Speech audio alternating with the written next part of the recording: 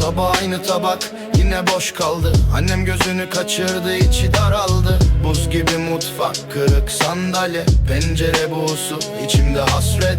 Cebimde otobüs parası bile yok. Çocukluğum büyüdü, omzumda yük çok. Komşu kapıyı çarptı, ses duydum. Ben sessiz kaldım, açlıkla doydum. Büyürken öğrendim ekmek saymayı, bir lokma için geceyi atlatmayı. Yorgan ince, duvarlar tenekeydi. Hayat sertti ama biz yine de neydeydik? Bir tabak daha, bir gün daha, içimde saklı kaldı bütün doğa. Gözlerim açık, karanlıkta dar. Karnım konuşur, dilim susar. Gece uzar, sesim kısılır. İçim yanar, sokak susulur. Bir lokma düşer aklıma, adımı unuturum bu kıyamda. Aç uyumak nedir bilir misin? Karnım bağırır, sen susar mısın?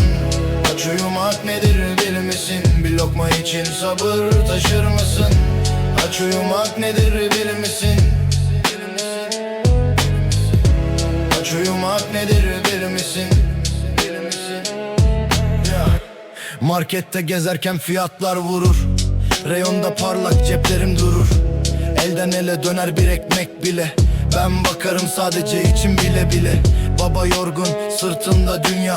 Bugün idare et der, yutarım lafı da. Evin içinde sessiz bir savaş. Tencerede su var, umut ise yavaş. Kız kardeşim büyür, saçını örer. Benim kafamda 1000 tane soru döner. Neden bu gece bu kadar uzun? Neden açlık hep aynı? Neden omuz omuz? Bir dilim peynir, bir avuç zeytin. Bizde lüks değil, hayatta kalmak kesin. Dışarıda kahkaha, içeride duman. Ben açlığı saklarım, yüzümde duran. Mahalle bilir, kim ne çektiyse. Aynı sokak büyüttü bizi, heykel gibiyse. Çamurda ayak, gökte bir yemin. Ben düşmem dedim, tutar elim. Gece uzar, sesim kısılır. İçim yanar, sokak susulur.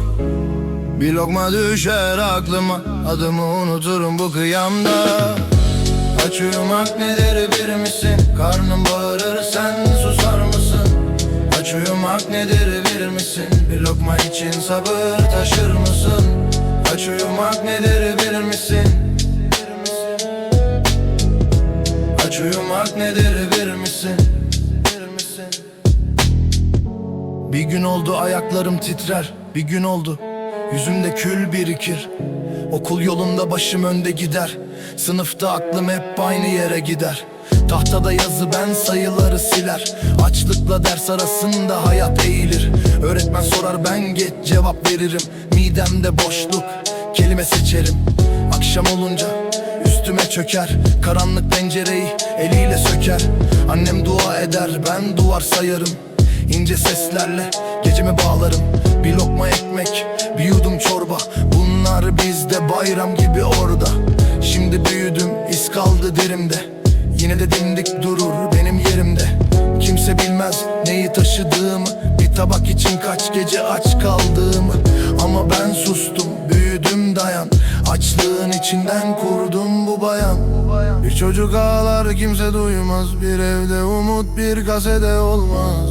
Bir lokma değer bazen hayata, bir anne güler çöz.